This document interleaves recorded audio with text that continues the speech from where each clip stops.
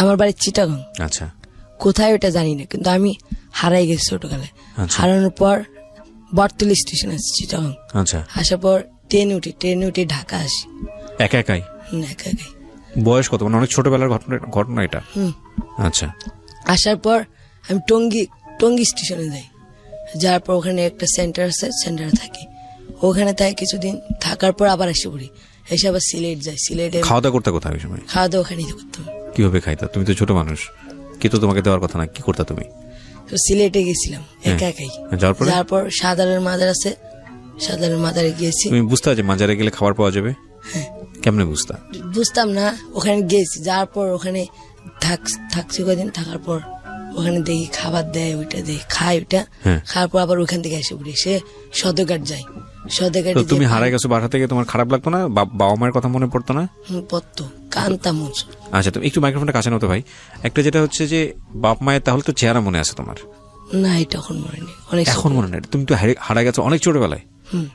আচ্ছা, তো কান্তা। তারপর লোকজন জিজ্ঞেস করতো না তোমাকে যে কোথেকে আসছো, কি অবস্থা? কিছুই বলতে পারতো না? সেটা মনে নেই। আর বাবা মা কোথায় থাকে সেটাও জানো না? Very interesting. ওকে, তারপর আমি সদরঘাট যাই। সদরঘাট যেয়ে পানি বেশি, একটু বড় হয়েছি। পানি বিক্রির কথা তোমাকে কে বলে? ওখানে যাই। ওখানে যে একটা সদরঘাটে থাকার পর একটা লোক এসে বলে, তুমি এখন কি করো? আমি ওখানে থাকি, ওখান থেকে আসছি সব বলছি।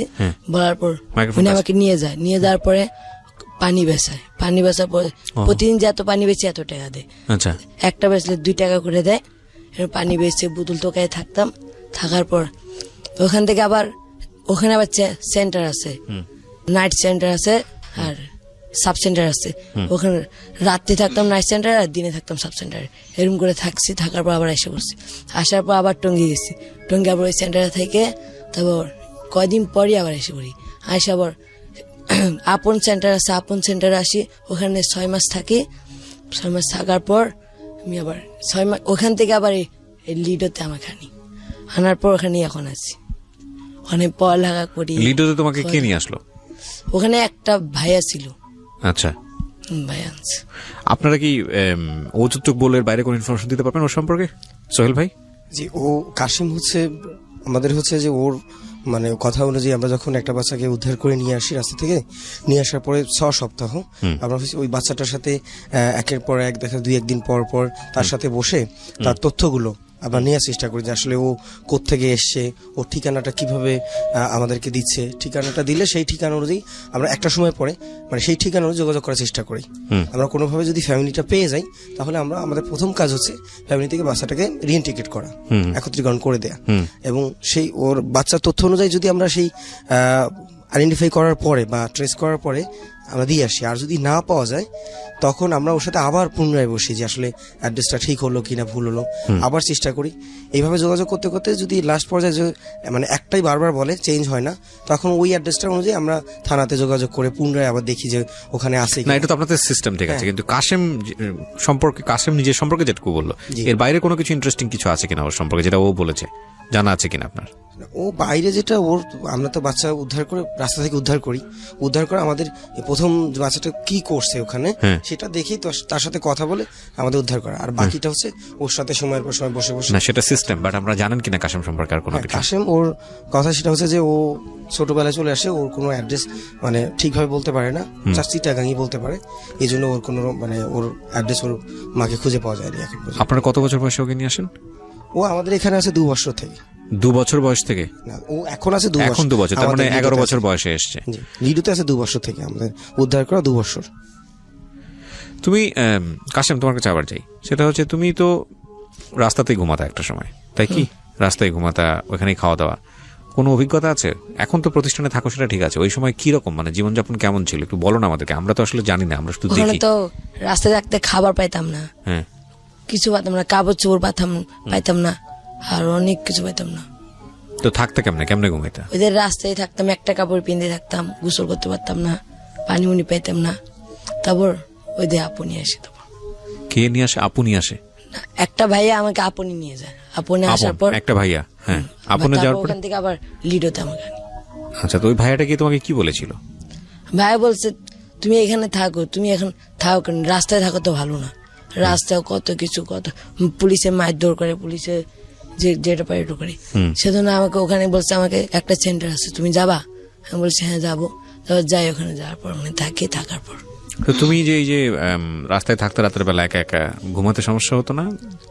না, ঘুমাতে কোনো সমস্যা হতো না? পুলিশরা মারধর করতো। পুলিশরা মারধর করতো? আর করতো না, মানে ভূতের ভয় লাগতো না? তুমি তো অনেক ছোটবেলা। অনেক তো মানুষ ছিল ওখানে। ও, অনেক মানুষ থাকে। তোমার মতো অনেক ছেলে মেয়েও ছিল এখানে? ছোট ছোট বাচ্চারা ছিল, আমার থেকে একটু বড় বড়। তো অসুখ হলে কি করতে? অনেক সময় দেখা যায় না, একটু অসুখ হলো, জ্বর হলো, অসুখ হলে আবার এখানে একটা ক্লাস হতো আমাদের। ও, ক্লাসও নিত লোকজন? হ্যাঁ, এয়ারপোর্টে 4 নম্বর লাইনের একবার শেষ মাথা একটা ক্লাস হতো আমাদের, শিশুপল্লীর। শিশুপল্লীর ক্লাসটা হতো, ওখানে সবকিছু একবার সপ্তাহে 3 দিন আসতো, 3 দিনই খাওয়া দাওয়া দিত। 2 দিন দিত হলো রুটি আর কলা, আর সপ্তাহে 1 দিন দিত হলো খাবার ভাত। ঈদের দিন বুঝতা যে আজকে ঈদের দিন? এটা বুঝতা কোন দিন ঈদের দিন, কোন দিন আনন্দ উৎসব হচ্ছে, এগুলো বুঝতা? ঈদের দিন হলে তো বলে মারধর করতে, এই কারণে পালা আসছো। বাবা কি করতো? বাবা রাজমিস্ত্রি কাজ করতো। কয় ভাই বোন ছিলা তোমরা? আমরা 2 ভাই ছিলাম, 1 বোন ছিলাম। তুমি সবার বড় না ছোট? ছোট। সবার ছোট। তো তুমি বাড়ি কোথায় ছিল তোমার? আমার বাড়ি গাজীপুর। গাজীপুর। এখনো চেনো? বাড়ি চিনবা? এখনো চেনো? তো তুমি বাড়ি যাও না কেন? আবার গেলে আমাকে শিকল দিয়ে বেঁধে মারবে। ঘটনা বলো তো, কি হয়েছে একটু শুনি। তুমি যেদিন প্রথম বাড়ি থেকে বের হলা, কোথায় গেলা, কি করলা? আমি প্রথম বাসা থেকে বের হয়ে শালনা আসি, শালনা থেকে আমি ঢাকায় আসি, ঢাকা থেকে ট্রেন ধরে আমি এয়ারপোর্টে আসি। তো এই প্রথম তো ঢাকায় আসলা নিজে নিজে, এর আগে তো কখনো আসো নাই? না। তো তুমি যখন বাড়ি থেকে বেরোচ্ছো তখন তুমি কোন ক্লাসে পড়তেছিলে মনে আছে? না। তুমি স্কুলে পড়তেছিলে না ওই সময়? আচ্ছা। তো বাবা মারতো কি কারণে তোমাকে? বাবা মারতো কারণ একদিনের কোনো ঘটনা বলতে পারবা যে এই কারণে মারছে তোমাকে? না, যে সময় আমার বাবা বলতো কি যা ক্ষেত চাষ করে, আমি করতাম না, কইতাম আমি খেলতে যাব। আচ্ছা। আমাকে যেতে দিত না, পর মারতো তার জন্য। তো মা কিছু বলতো না? না, মা আলাদা হয়ে গেছিল। মা ছিল না তোমার? মা অন্য এক বাড়িতে ছিল, কাজ করছিল। তো তুমি থাকতে কার কাছে? শুধু বাবার কাছে? হ্যাঁ। বাবা তো কাজে যেত, তো তুমি বাসায় কি করতা? বাসায় একা একা খেলাধুলা করতাম। ও, আর কেউ ছিল না ভাই বোন? না। তো একা খেলাধুলা করলে আবার বাবা এসে মার দিত? হ্যাঁ। তো তুমি একসময় কি করলা যে ঠিক আছে তাহলে তুমি বাসায় থাকবে না, পালায় চলে যাবে? তুমি কি কোথায় চলে আসলা? ঢাকায় চলে আসলা? পকেটে কোনো পয়সা টয়সা ছিল ওই সময়? না। তো তুমি কিসের জন্য ঢাকায় আসলা? থাকে না যে এই কারণে ঢাকায় আসছি। তোমার কি মনে হয়েছে যে বাইরে হইলেই তুমি আব্বু আম্মুর হাত থেকে বাঁচতে পারবা, এরকম কোনো কিছু? তো তারপরে কি হলো? ঢাকায় আসার পরে কি হলো? ঢাকা থেকে আমি ট্রেন ধরে পুরো কমলাপুরে এসি। এটাই তো প্রথম দেখলা কমলাপুর, এর আগে তো দেখো নাই? আচ্ছা, তারপর? কমলাপুর থেকে আমি একটা ভাইয়া আপু আমাকে জিজ্ঞেস করে এখানে কি তোমার ভালো লাগে? আমি বললাম না। পরে বলে কি তুমি আমাদের সাথে যাবে? পরে সেই জায়গায় নিয়ে যায়, আমাকে নিয়ে যায়। পরে জায়গায় আমাকে খাবার দাবার দেয়। কমলাপুরে তুমি কতদিন ছিলা? কমলাপুরে আমি প্রায় 6 মাস ছিলাম। ওই আপু ভাইয়ার কাছে যাওয়ার আগে? তো এই 6 মাস কি করছো? ঘটনাগুলো কি আমাদেরকে বলা যাবে? কি হয়েছে এই 6টা মাস? তোমাকে বাড়ি থেকে যোগাযোগ করেনি বা তোমারও কখনো মনে হয়নি যে বাড়ি চলে যাই? না। কেন মনে হয়নি? খাওয়ার কষ্ট ছিল না? হ্যাঁ ছিল। কি করতা, কি খাইতা, কিভাবে থাকতা, আমি ঘুমাইতে? বোতল কুড়াতাম কমলাপুরে। বোতল কুড়ানোর কথা তোমাকে কে বলছে? মানে প্রথম দিনই এসেই তুমি বোতল কুড়ানো শুরু করলা নাকি কোনো ঘটনা? কি করলা? আমি দেখেছিলাম অনেকগুলো ছেলেকে। আচ্ছা। পরে আমি একদিন একটা বস্তা পাই, বস্তা পেয়ে ওটার ভিতরে বোতল কুড়াই। আচ্ছা। বোতল কুড়াই ওগুলো বেচি। বেচার পরে আমাকে টাকা দেয়। কে টাকা দেয়? দোকানের মালিকটা। দোকানের মালিক। কয় টাকা হয় প্রথম দিন মনে আছে? না, মনে নাই। ওকে, টাকা দেয়। তারপর? পরে আমি একটা কলা কিনা, একটা রুটি কিনি। পরে ওগুলো খেতে লই, দোকানের মালিক এসে আমাকে মারে। কি করে? খেতে গেলে মারে কেন? কারণ ভালো করে আমি বোতল কাতাম না, ও তার জন্য। ও, তো তোমার খাবার কি তোমার নিজেকে জোগাড় করতে হইতো? হ্যাঁ। আচ্ছা, এই বোতল বিক্রি করে করে? আর বাচ্চাদের সাথে মিশে যে অনেক সময় দেখি সব ড্যান্ডি ম্যান্ডি খায়, এগুলো কখনো খাইছো? না। মিথ্যা কথা বলা যাবে না কিন্তু। না, এগুলো আমি কখনোই খাইনি। তো তোমার এই যে বোতল কুড়ানো, এগুলো কষ্টের কাজ না? বাড়ির থেকেও তো কষ্টের কাজ। তোমার কখনো মনে হয়নি যে বাড়িতে ফিরে যাই? না। কেন মনে হয়নি? কারণ আমি যদি আবার বাসায় ফিরে যাই তাহলে আবার আমাকে মারবে। কখনো তো যাও নাই, গেলে কেমনে তোমাকে, তুমি বুঝলা কেমনে যে তোমাকে মারবে? কারণ আমি যে সময় বাসা থেকে বাইরে হবো সেই সময় বলে দিয়েছিল বলে দিয়েছিল বলে? কে বলে দিয়েছিল? আব্বু। তো তার মানে তো তুমি যখন বাসা থেকে বের হয়েছো তখন তোমার বাসায় জানতো যে তুমি বের হয়ে যাচ্ছ, নাকি তোমাকে না। তাহলে? আমাকে মারতে আসছিল, পর আমি দৌড়ে চলে যাই, পরে সে সময় আমাকে বলে। ও, তোমার মার কথা মনে পড়ে না? ওই সময় মা আদর করতো না? মার কাছে থাকতো না তুমি? হ্যাঁ, মা তো আদর করতো, তাইলে তো তোমার মায়ের কথা মনে পড়লে মায়ের কাছে চলে যেতে পারতো। তুমি এদিকে কেন আসলা? কারণ আমার আব্বু আমার আম্মুকে মারতো, তার জন্য। তো আম্মু তো মার কাছে থাকতো না, আম্মু তো বাবার কাছে থাকতো না? থাকতো না, তাহলে মার কাছে চলে যেতা, যাও নাই কেন? কারণ আব্বু আমাকে বিশ্রায়। ও, আমার কাছে খুব স্ট্রেঞ্জ মনে হচ্ছে বিষয়টা। মানে এই কেসটা নিয়ে যদি আমি আপনার সঙ্গে কথা বলি, সোহেল ভাই, আপনি ম্যানেজার লিডার, সেটা হচ্ছে এটা তো মানে একটু অন্য ধরনের কেস হয়ে গেল না? যে বাবার ভয়ে বা ফ্যামিলির ভয়ে সে একেবারেই ঘর ছাড়া এবং সে আপনাদের মতো একটা প্রতিষ্ঠানের শেল্টারে আছে। বিষয়টাকে আপনারা কিভাবে ডিল করেন আসলে? বিষয়টা হচ্ছে যে ওর রুবেলের বাবা মা দুজনে সেপারেশন, মানে তারা আলাদা থাকে। তো আলাদা থাকার পরে ওর হচ্ছে যে ওর মার কাছে গেলে ওর মা ওভাবে খাবার যে ওর জন্য জোগাড় দেওয়া সেটা ব্যবস্থা ছিল না। তো এরপরে ও হচ্ছে ওর বড় ভাইয়ের কাছে যায়। সেখানে ওর বড় ভাই ছিল মানে রিক্সা পুলার। তো ওর বড় ভাই ওকে ওখানে খাবার তো নিয়মিত হতেই না, কারণ সে রিক্সা পুলা তার ব্যাপার, তার ওয়াইফ ছিল। তো সেই জায়গায় ওকে ইয়া করতেন। তো একটা সময় ওকে মারার পরে হচ্ছে যে ও হচ্ছে চলে আসে। আসার পরে গাজীপুরেই হচ্ছে একটা টয়লেট, মানে পাবলিক টয়লেট না যদিও, কিন্তু ওটা হচ্ছে মার্কেটের টয়লেট, যেটা হচ্ছে যে ইয়া করতো, মানে ওই আসলে টাকা পয়সা নিয়ে পোষা পায়খানা করার একটা ব্যাপার ছিল। সেখানে ও ছিল বেশ কিছুদিন। থাকার পরে হচ্ছে যে ওকে সেখানে ওখান থেকে টাকা নিয়ে ও একটা রুটি খেয়েছিল, ক্ষুধা লাগলে যেটা করে আর কি বাচ্চারা। তো রুটি খাওয়ার পরে তো ওকে প্রচন্ড মারে। তো পরেই হচ্ছে যে ও চলে আসার পরে এই যে কমলাপুরে থাকে, ওর যে কথাগুলো এগুলো বললো। তো এখন ব্যাপার হচ্ছে যে ওর মা বাবা সেপারেশন, তারপরে ওর বড় ভাই ওকে দেখতেছে না। তারপরে এগুলো তথ্য অনুযায়ী আমাদের এখানে আসে।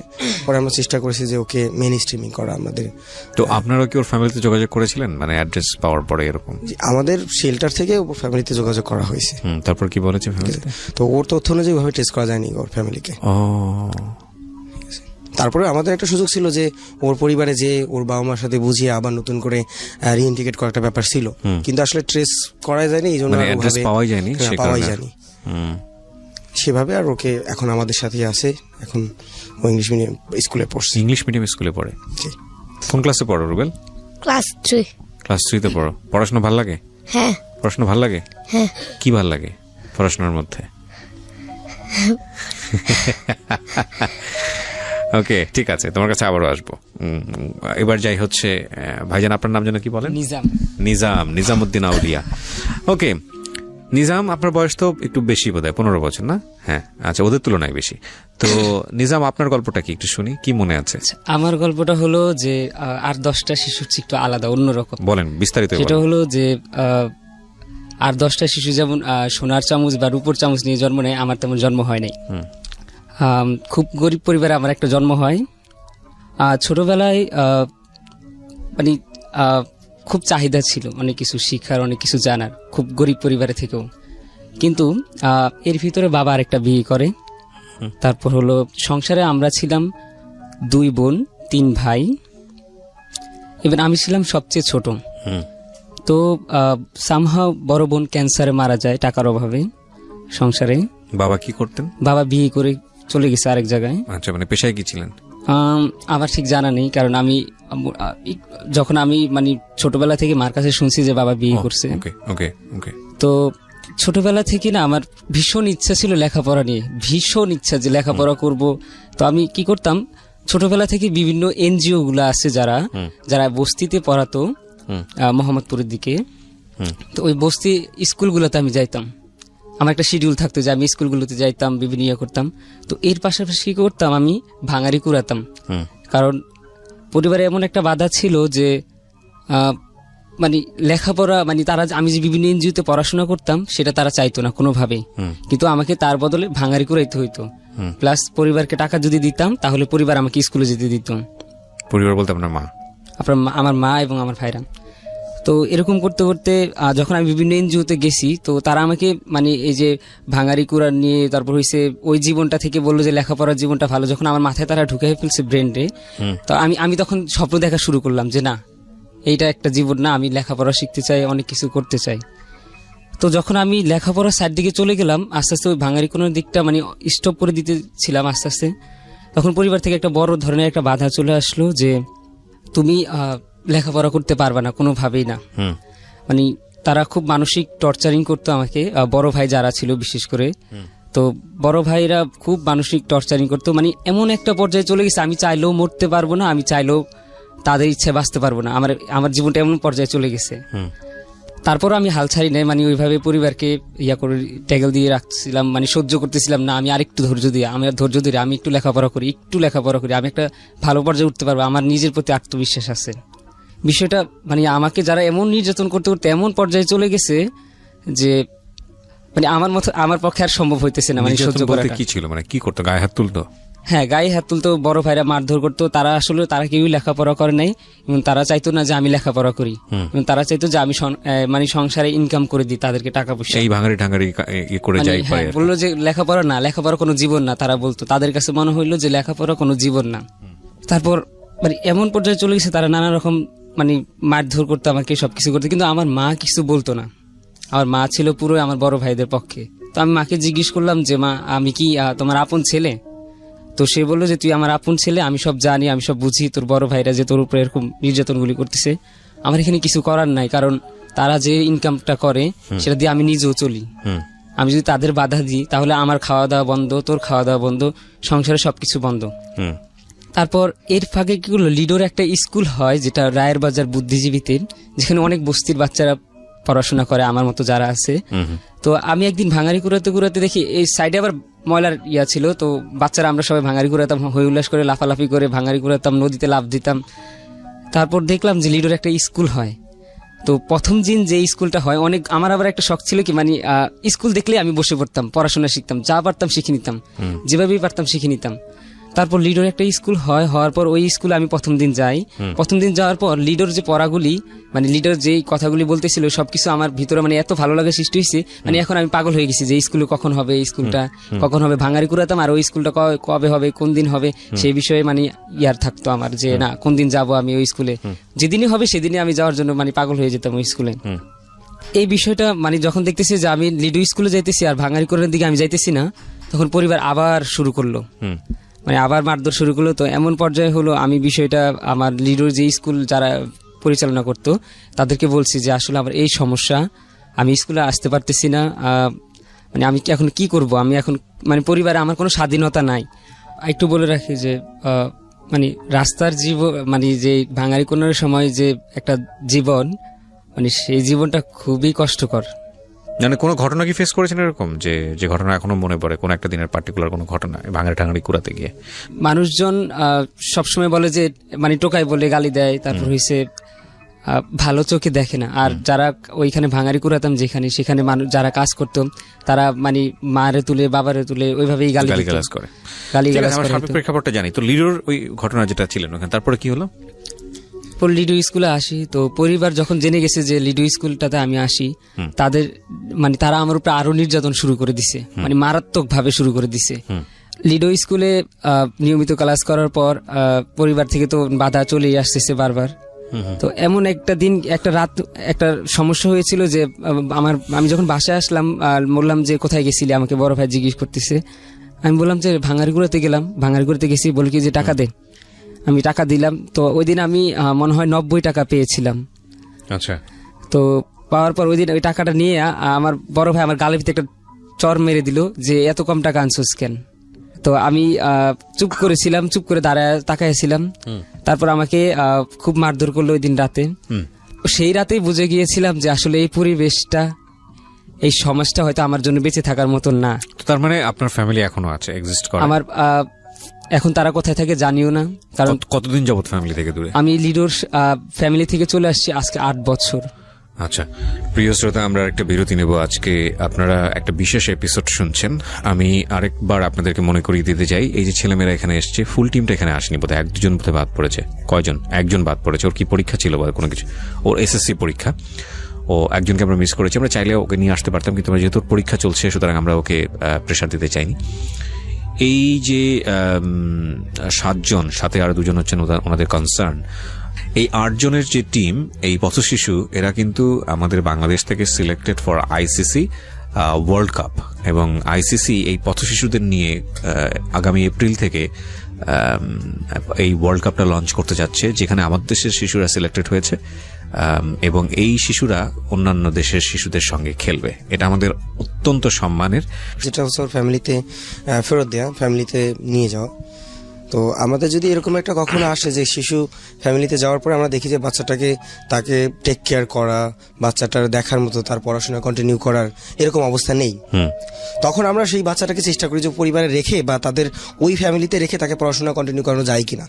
এবং যদি যায় তাহলে আমরা চেষ্টা করি যে ওই ফ্যামিলিকে কিছু টাকা দিয়ে যাতে ওই পড়াশোনার খরচ বা ওর নিউট্রিশনের যে একটা অভাব হতে পারে সেই জায়গাগুলো ব্যাকআপ দিয়ে যদি ওর পড়াশোনাটা কন্টিনিউ করা যায়, এবং সেটাও দেওয়ার পরে, সেটা দেখার পরে যদি দেখি যে না ওখানে এটাও সম্ভব না, তখন ওই বাচ্চাটাকে আমাদের লিডোতে নিয়ে তাকে পড়াশোনা কন্টিনিউ করা। কিন্তু এতে যদি পরিবারের আপত্তি থাকে, পরিবারের আপত্তি ওরকম থাকে না, কারণ ওর বড় ভাই তারা পড়াশোনা যাচ্ছে, মা ওভাবে চাচ্ছে না টাকা পয়সা।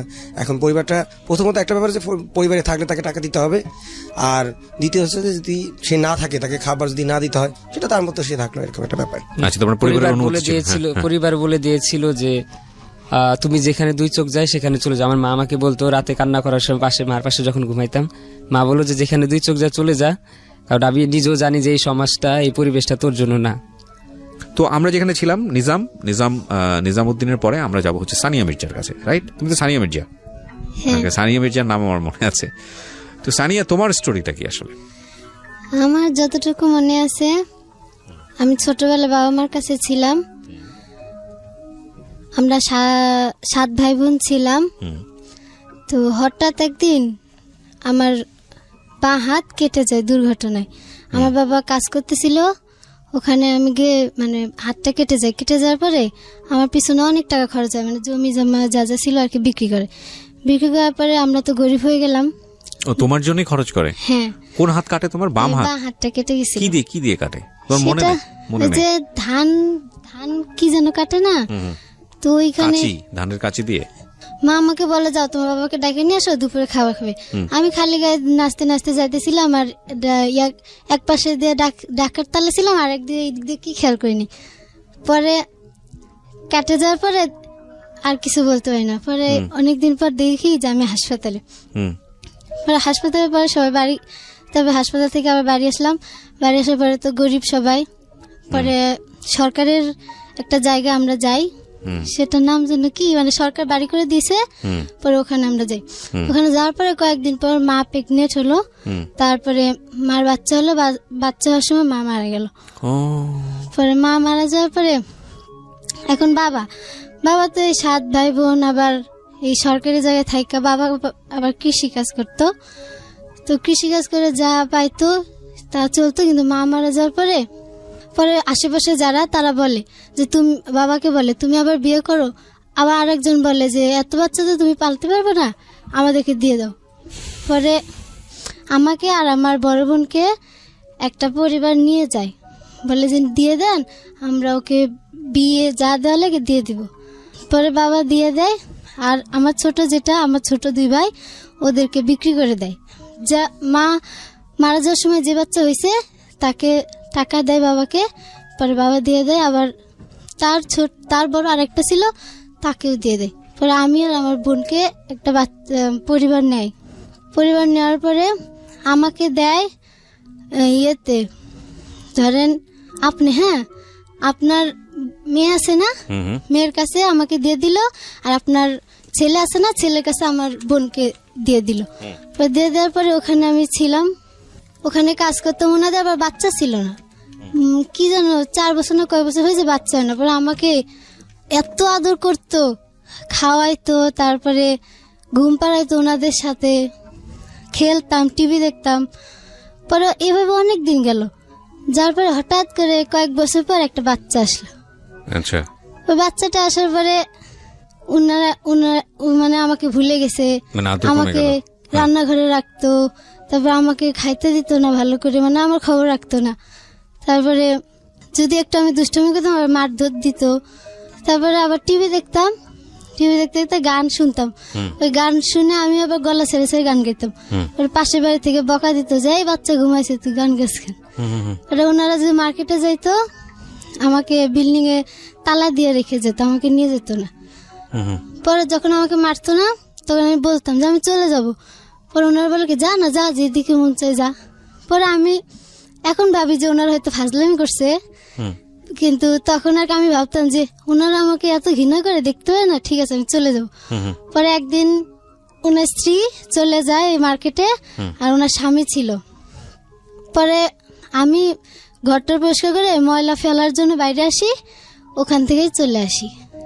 আচ্ছা, চলে এসে কোথায় আসেন? ওখান থেকে হাঁটতে হাঁটতে আমি এখন ভাবতেছি কোথায় যাব। ওখান থেকে হাঁটতে হাঁটতে অনেকক্ষণ হাঁটি, মনে হয় 11টার দিকে বের হয়েছি, মনে নেই বেশি।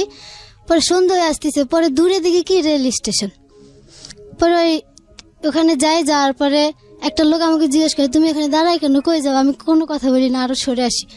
পরে এই কি বলে ট্রেনে চড়ে পরে আবার ওই যে যেখানে কাজে ছিলাম সেখানে যদি ওনাদের আত্মীয় আসতো দেখতে আমাকে আদর করতো, কয়েকজন 100 টাকা দিয়ে যেতে বলে ধরো তুমি খাইও, এরকম করে আমি অনেক টাকা জমা করছিলাম। ওই টাকা নিয়ে আমি বের হয়ে আসি, যে যাইতেছি যখন একটু যে কয় টাকা আমার আছে নিয়ে যাই। অনেক টাকা হয়েছিল, আদর করে করে দিয়ে যেত। পরে স্টেশন থেকে ট্রেনে উঠি, ট্রেনে মনে হয় অনেকক্ষণ ছিলাম, এক রাত তবে একদিন এরকম ছিলাম। থাকার পর খিদা লাগলে আমার কাছে টাকা ছিল, সে টাকা দিয়ে খাইতাম। পরে রাতে ঘুমাইছি ট্রেনে, ঘুমানোর পর উঠে দেখি যে ওই যে কমলাপুর আছে না, নামও জানতাম না যেটা কমলাপুর। পরে নামার পরে দেখি যে বড় একটা স্টেশন, নামও জানতাম না যে স্টেশন, মানে এখন আর কি জানি। পরে নামার পরে বা সকাল দিকে নামছি, নামার পরে আমি কই যাবো কি করবো ভাবতেছি আর দেখতেছি যে এলাকাটা। পরে আর কি সামনে দেখি কি খাবারের দোকান, পরে খিদা লাগছিল, পরে খাওয়ার পরে আশেপাশে একটু ঘুরি, এই স্টেশনটা একটু ঘুরতে ঘুরতে প্রায় সন্ধ্যা হয়ে গেছে, বিকেল হয়ে গেছে। পরে লিডার টিম এসে আমাকে বলে যে তুমি কে বাবু, তুমি এখানে কি করো, মেয়ে মানুষ? পরে আমি বলি যে এমনি, জানি না কি করি। পরে ওনারা হয়তো একটু আমার কথাতে বুঝতে পারছে যে আমি হয়তো পালে আসছি বা পথ শিশু বা পরিবার নাই। পরে আমাকে মাথায় হাত দেওয়ার বলে যে শোনো বাবু, আমাদের একটা সংস্থা আছে যে এখানে খাবার পড়ালেখা সব দিবে। আমি বলি কি, আমি মনে মনে বলি আল্লাহ জানে কি হয়, কোনো খারাপ নাকি মনে মনে। পরে ভাবি যে ঠিক আছে আল্লাহ যা দেয়। পরে ওনাদের সাথে আসার পরে আল্লাহর রহমতে আমি ক্লাস 9-এ পড়ি। ওখানে এসে পড়া শুরু করলা? হ্যাঁ, এখানে এসে। ওখানে এসে কোন ক্লাসে ভর্তি হলা? হ্যাঁ, কোন ক্লাসে ভর্তি হলা? 1-এ। তার মানে তুমি এখন 9-এ পড়ছো, মানে 8 বছর যাবত আসল লিডোতে। বাহ, দিস ইজ বিউটিফুল। তো 8 বছরে তোমার কখনো মনে হয়নি যেখান থেকে পালিয়ে যাই? না, কেন মনে হয়? কারণ ওখানে তো আমি কষ্টে ছিলাম, আর আমার ইচ্ছাও ছিল লেখাপড়া করার, কিছু করার। আচ্ছা, এখন আমি একটু সবাই আপনার কাছে আসি এই বিষয়টা নিয়ে। একটা যেটা হচ্ছে যে এই বাচ্চাটাকে তো এর পরিচয় আছে, আমরা যেটা বুঝলাম যে আপনারা এর ক্ষেত্রেও কি চেষ্টা করেছিলেন ওর বাবার সাথে যোগাযোগ করার? এর ক্ষেত্রে চেষ্টা মানে এখন পর্যন্ত আমাদের চেষ্টা আছে, কিন্তু ওর তো মানে ওর অ্যাড্রেস এখন ঠিকভাবে বলতে পারে না যে কোত্থেকে আসছে। ইভেন যে বাসায় ও কাজ করেছিল সেই বাসার অ্যাড্রেসও বলতে পারে না। আচ্ছা, তো কি হয় মানে ওর তো বয়স হচ্ছে এবং আমাদের একটা মেয়ে মানে আমাদের একটা সামাজিকতার একটা বিষয় আছে, বিয়ে শাদীর বিষয় আছে। আপনারা সাধারণত কি করেন এই এবং ছোট একটা বাচ্চা হলো না তো বাসায় মানুষ কাজের জন্য সময় নিয়ে নেয়। ও যেটা বলছিল যে আমাকে নিচে বাচ্চা হিসেবে বড় করার জন্য, কিন্তু যখন দেখলো আরেকটা বাচ্চা চলে আসছে নিজেদের পেট থেকে হয়েছে, তখন ওর প্রতি আদর যত্ন কমে গেছে। পুরোই সিনেমাটিক স্টোরি। কি করেন আপনারা সাধারণত যখন প্রাপ্তবয়স্ক হয়ে যায়? আমাদের এখন পর্যন্ত লিডোতে হচ্ছে বাচ্চা সর্বোচ্চ যে ক্লাস পড়তেছে সুমি, ও স্পেশাল তাদের ব্যাপারটা আর অনেক জ্ঞাতে।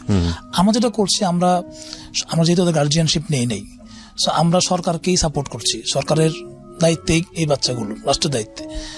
তো আমরা 18 বছর পর্যন্ত সাপোর্টটা দিব। এর মধ্যে ওকে যতটুকু পারা যায় কারিগরি দক্ষতা এবং ওদের নিজের পায়ে দাঁড়ানোর জন্য যতটুকু করা সাপোর্ট আমি করে দিচ্ছি।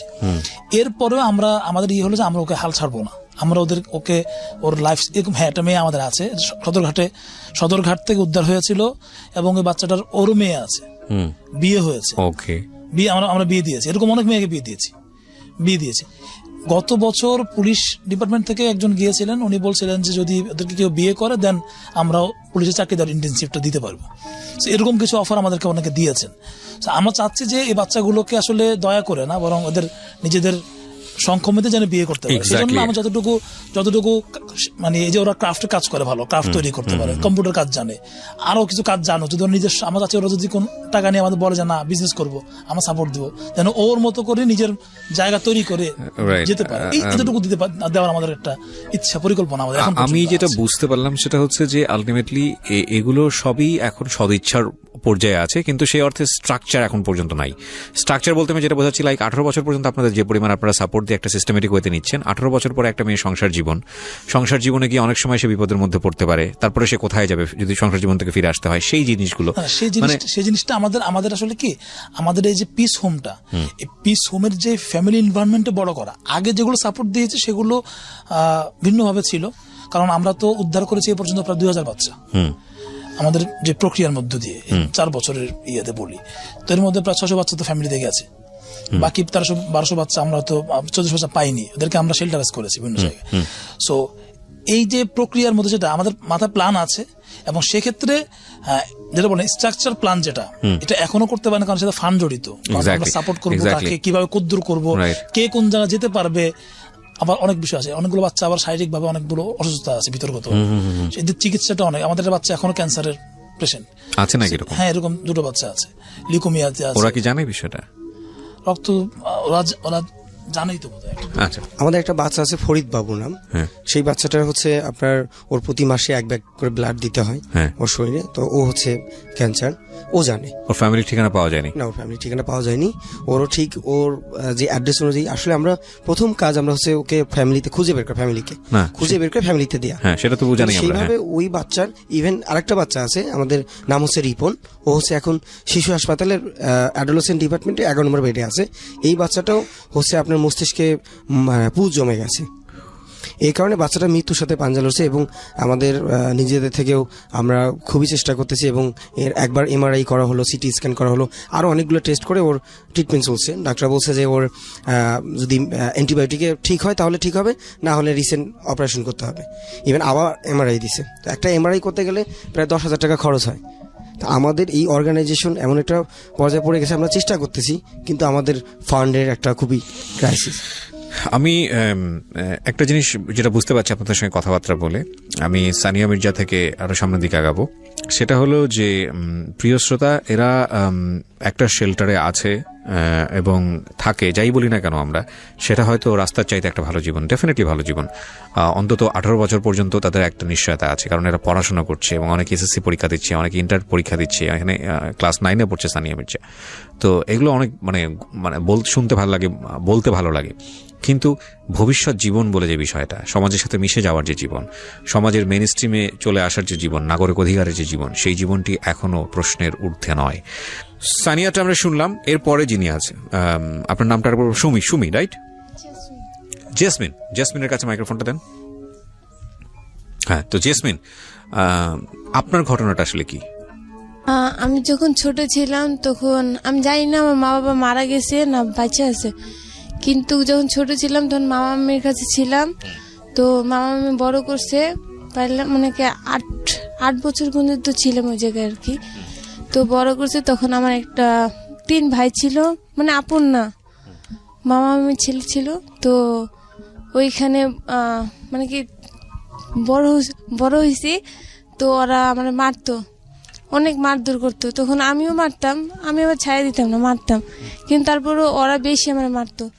তারপরে একদিন আমি বলছি কি জিদ করে আমি এখান থেকে চলে যাবো, মানে কি এরকম টর্চার আমি সহ্য করতে পারতেছিলাম না। তারপরে ওইখান থেকে মামানি গোসল করতে গেছে রান্না বান্না শেষ করে। তো আমি আবার করছি কি মামির আগে বলছি যে মামানি আমার পড়াশোনা করা না কি জন্য, তোমার ছেলে মেয়েদের তুই পড়াশোনা করো। এখন বলতেছি কি তোর পড়ার দরকার নাই, তুই বসিয়া ঘরের ভিতরে কাজ করবি, খাবি, এই করবি। আমি প্রতিদিন বারান্দায় এসে বসে বসে দেখতাম সবাই স্কুলে যাইতো, আবার তাদের মা বাবা দিয়ে আসতো, আবার নিয়ে আসতো, এগুলো বারান্দায় বসে বসে দেখতাম। তারপর আমি একদিন মামা নিজে গেলাম, সত্যি করে বলো তো আমার কি মা বাবা নেই? কই কি না, তোর মা মরে গেছে। তারপরে ওই দিন আবার আমি বাসার থেকে পালায় চলে আসছি আর কি, মানে মামানি গোসল করতে গেছে, তারপর পালায় চলে আসি। আসার পরে মানে আস্তে আস্তে আস্তে স্টেশন আসছি আর কি, আমাদের যে স্টেশনটা ওইখানে আসছি। এখন আমি ভাবতেছি আমি কোথায় যাব, কিভাবে যাব। হ্যাঁ, একটা ট্রেন আসছে, তো একটা আন্টি ছিল, তো ওই আন্টির সাথে আমি ট্রেনে উঠছি। তো ওই আন্টি ট্রেনটা ছাড়ছে, ছাড়ার পরে মাঝখানে আন্টিটা নামা গেছে, কিন্তু আমি যাইতেছি এরকম করে কমলাপুর স্টেশন থেকে আমাদের ওই জায়গায় গেছি, ওই জায়গা থেকে আবার কমলাপুর স্টেশন, এভাবে খালি ঘুরপাক করতেছি। তখন তো চিনতাম না কিছু, ঘুরপাক করতেছি। তারপর আমি জিদ দিয়ে করলাম কি ওই জায়গা থেকে কমলাপুর স্টেশন নামে গেলাম। আচ্ছা, নামার পরে এখন কমলাপুর পুরাটা হাঁটতেছি, হাইটে হাইটে দেখতেছি অনেক লোকজন, মানে বোতল টোকায়, তারপর নেশা করে, মানে বাজে বাজে লোক। এখন আমার অনেক ক্ষুধা লাগছিল, সকালবেলা বাড়ি হয়েছি, সন্ধ্যা হয়ে আসতেছিল, অনেক ক্ষুধা লাগছে। আমি যাই বসছি স্টেশনের একটা চেয়ারে, যাই বসছি, এখন বসে বসে কান্না করতেছে। আর বাজে বাজে ছেলেরা ছিল, ওরা আমার ঘিরা ধরছে, তো আমি আরো জোরে কান্না করতেছিলাম। তোমার বয়স কত তখন? তখন 8 বছর বয়স। আচ্ছা, হ্যাঁ বলো। তো কান্না করতেছিলাম অনেক জোরে জোরে। তখন শেল্টারের কিছু ভাইয়া আপু গেছিল সেতুর থেকে, সেতুর সাথে লিডোরও সংযুক্ত আর কি, এটা একই। তারপরে এই ভাইয়ারা বলল যে তুমি কোথা থেকে আসলা, আর আমি বলছি যে আমি এখান থেকে আসছি, তো আমার এখন যাওয়ার জায়গা নেই। বলতেছে কি আমাদের একটা শেল্টার আছে, সেতু শেল্টার, তো ওইখানে চলো, তোমার সবকিছু পড়াশোনা, খাবার দাবার, কাপড় চোপড় সব দিব। এখন আমি ভাবতেছি যে তোমরা কি, ভাবতেছি না, তাদেরকে বলতেছি যে তোমরা কি নিয়ে আবার আমাকে বেচে দিবানি? আমি আগে না দেখতাম যে সবারে বেচে দেয়, মানে মানুষকে নিয়ে। এখন কই কি না না, আমরা এরকমই না, যে তোমাকে আরো ভালোভাবে রাখবো। তারপর আমি তাদের সাথে আসলাম। যখন আসছি আমার অনেক ক্ষুধা লাগছিল, আইসে তারপর বলছি কি আগে হাত মুখটা ধুয়ে আসো, তারপরে খাইতে বসবা। হাত মুখ ধুয়েছি, তার আদর করে আমার খাইতে দিছে, মাছ ভাত দিয়ে খাইতে দিছে, খাওয়া দাওয়া করছি। তারপরে এরকম থাকতে থাকতে তো 2 বছর থাকলাম। তারপর একটা আপু বলতেছে যে ভাইয়ার, বড় ভাইয়ার আর কি, ফরহাদ ভাইয়া যে মালিক, তাকে বলতেছে যে এখন তো ওর কেউ নাই, তো ওরে তো অন্য একটা শেল্টারে দেওয়া হোক। এখন ভাইয়া বলতেছে যে না, আমি চাইতেছি যে আমার বাচ্চারা এমন একটা ইতে থাক যে পড়াশোনা শিখতে পারে। এন্ড ভাইয়া বলছে যে ঠিক আছে, ভাইয়া বলতেছে যে আমি একটা জায়গা কিনছি, তো ওই জায়গাটা আমি নিজের একটা আমার শেল্টার, মানে আমার নিজের বাচ্চাদের, মানে কি আমার নিজের সন্তানদের মতন আমি রাখবো। তারপর ভাইয়া ওই হোমটা করছে, লিটু পিস হোম। তো ওই হোমটা করার পরে তারপরে আমাকে ওই জায়গায় নিয়ে আসছে আর কি। নেওয়ার পরে তারপর স্কুল হয়েছে, স্কুলে নানান জায়গায় সবাই নানান স্কুলে পড়ে। এখন আমরা বলতেছি যে ভাইয়া সবাই তো স্কুলে পড়তেছে, তাহলে আমরাও কি একটা পরিবারের মতন থাকতে পারি না, পরিবারের মতন পড়াশোনা করতে পারি না? বলে হ্যাঁ, তুমি তো আমার বাচ্চা, যে সবাইকে আমি এখানে আনছি পড়াশোনা করাবো। তারপর ভাইয়া সবাই সবার মতন মন পছন্দের মতন সবার স্কুলে ভর্তি করাই দিছে। এখন আমি ক্লাস 6 পড়ি, তারপরে এই পড়াশোনা করে বড় হইতেছি। আর আমি জানি না আমি কতটা ভাগ্যবতী, আমি আরো ওয়ার্ল্ড কাপ খেলতে যে আমি লন্ডনে যাচ্ছি। রাইট, অবশ্যই আমি সেই ওয়ার্ল্ড কাপের প্রসঙ্গে আমি সবার কাছে আসবো। আমি লাইফ স্টোরিটা একটু রিভিল করে নি। জি বলো। আর আমার বাবা নেই, কিন্তু আমি একটা বাবা, আমার মনের মতো একটা বাবা চাইছি, যে আমার একটা বাবা হোক, কিন্তু আমি সোহেল রানার মতন একটা বাবা পাইছি। থ্যাংক